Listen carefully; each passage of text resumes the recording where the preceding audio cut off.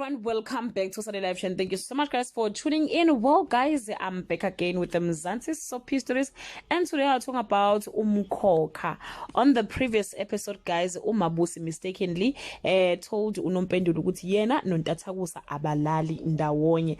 Unompendulo ke bingi unompendulo told her friend ovele wayibhale groupini emaJudia noma yabantu abasha baseJudia ukuthi hayibo phela unomafu nontathakusa cha abalali.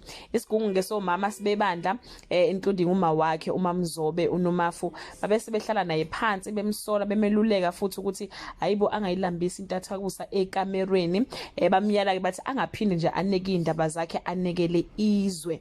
uManzimande ke bese dila ke nompendulo ngesenzo sakhe sokukhuluma izindaba zomholi wabo kubantu ngaphandle. Tears reveals ukuthi untathakusa noMabusi will sort their issues out bese kuthi ke futhi they will take their things to the next level in their romance, and the romance between them will elevate, and there is no denying the love between them.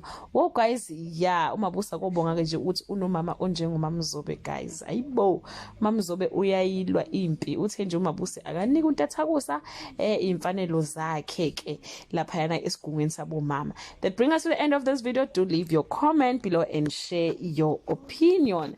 Bye.